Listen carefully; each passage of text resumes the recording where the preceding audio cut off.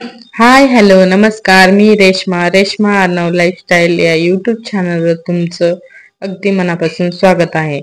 तर आज आपण पाहणार आहोत तिथं जे पाऊस आलता ना, त्यामुळं काही शेतात जाता आलं नाही आणि भरपूर असा पाऊस पडलाय.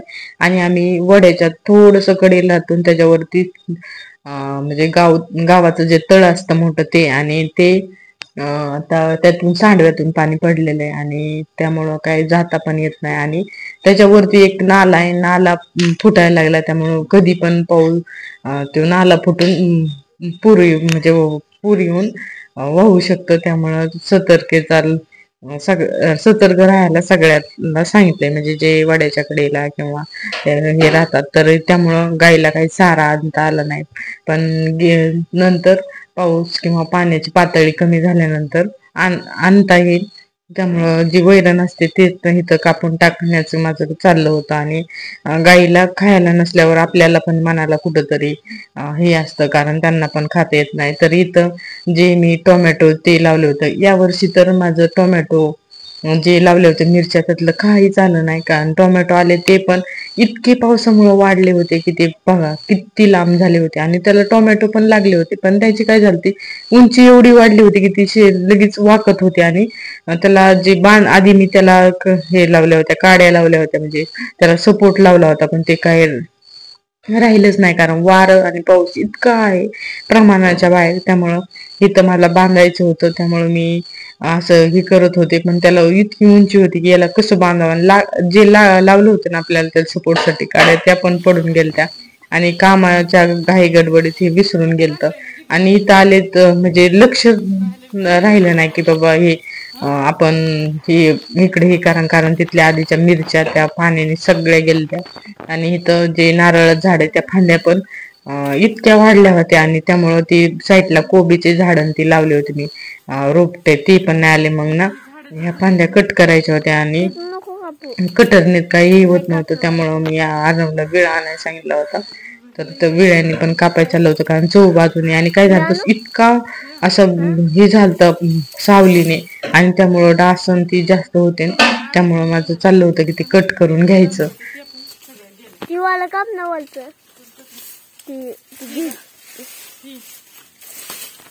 भिंतीत वाल लाग चिटकले. हा, तिला जायला पण येणं त्याने जायला ना. आणि त्याने काय झालं, सावलीने ही झालं सगळं, खालचे झाडं गेले जवळ, पाणी साठून मग त्यांना ऊन सूर्यप्रकाशच भेटला नाही. होय, पाणी लिंगलं पाणी. तर विळा पाहिजे, विळा होतो ना आपला, आणू का? आण बरं. काय झालं, ह्या सावलीने ना ही सगळ्या झाडांना पण सूर्यप्रकाश भेटायला आणि ते पण वाढानात. आणि इथं सगळे गीत झाले म्हणून दाटी वाटे ती कपू का. आणि इकडून लिंबाचं झाड पण आहे. काय झालं, सगळे कापून सगळे कापून सगळे ना कडीचे वायर ही वाला पण काप, ती वायरला चिटकत आहे. हे राहून दे, हे काय करताय. आणि इथं आपले मोगऱ्याचं झाड आहे, इथं वांग्याचं. त्यांनी काय झालं, आणि ते बघा हे सगळे सोबत लावले. आणि इथली वाढ फुटली आणि तिकडे बघा फुलं पण आले. आणि कोबीला का आता कोबी त्यातलं बनायला लागला, तर इथलं सगळं पण रोप पडलेला ना. एवढं बस नको, थोडं जास्त घे बस.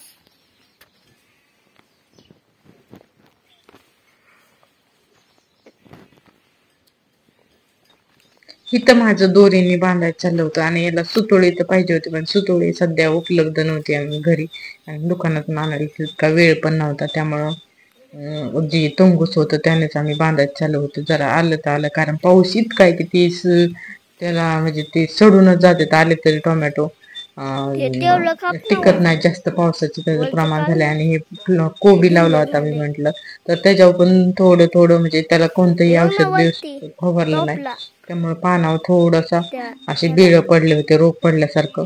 आणि इथं मी तंबूच बांधत होते. आणि इथं बांधायला तो तसा लाकडाचा मंडप करायला होतं, पण काय गॅरंटी इतकं मी आपदून पण त्याच्या आधी पण मी गवत भरपूर काढले होतं, त्यात भरपूर गवत ती झालेलं. पण त्यातलं मिरच्या सगळे रोप जळून गेले.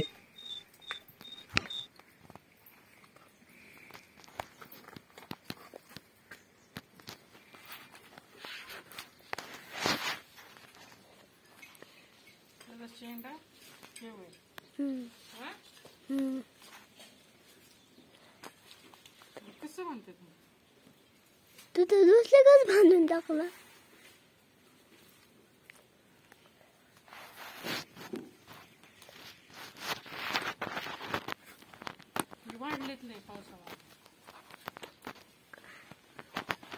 थोड्या दिवसात पूर्ण होईल भिंतीच्या पुलं.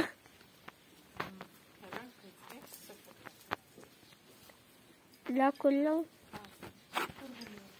तुटले हे तुटले आता हिरव्या टोमॅटोची चटणी करू. हिरव्याची असते तुटलं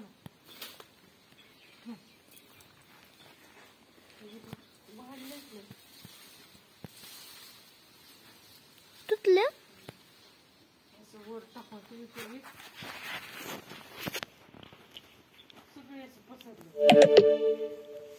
मम्मी 5% चार्जिंग आहे. बॅटरी लो होती. आणि इथं मला काय बांधताच येईना. काय व्हायचं, त्याचे शेंडे ना इतकं वाढलेलं, त्यामुळे त्याला काय बांधताच येईना. त्यामुळे मी काय केले, एका दोरीला शेंडा बांधला आणि बाकीचे जे लांब लांब झाले ते एका वेळी टाकले आणि पोहतात आले तर आले. आणि सगळे शेंडे असे हे केले, कारण जमिनीला जर मातीत चिकटले तर ते सडायचे. त्यामुळं त्यांना सगळ्यांचं असं केलं, मांडव जसं असतो ना तसं तयार केलं.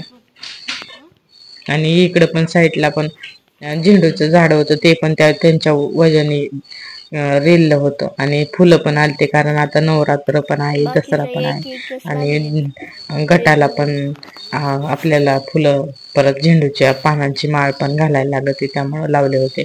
आणि वांग्याचे झाड पण गेल्या वर्षी इतके वांगे आलते, टोमॅटो पण काय ते या वर्षी काय आलंच नाही.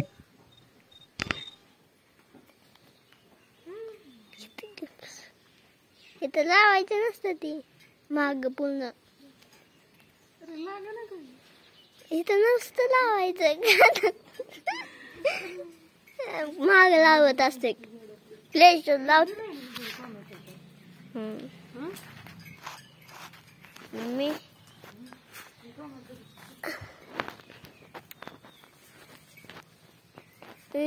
काय भेंडी होती ना पूर्ण इथं होती ना तबा. तिथं भेंडी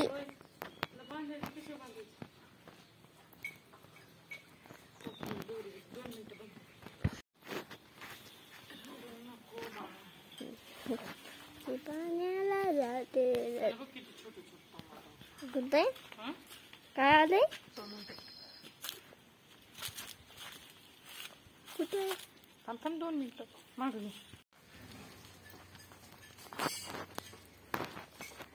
कसं माची झालं.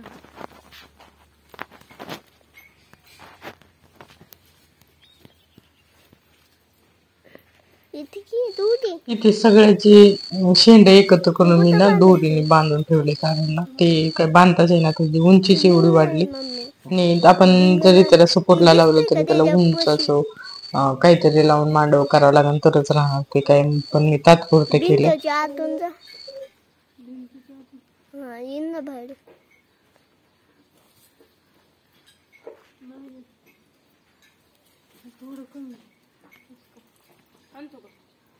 काय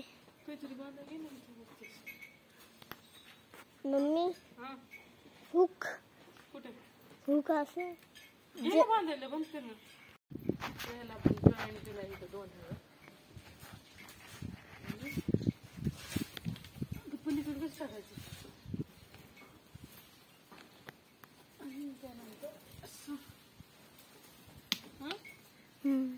आली ना खाली बघ, ते बघ.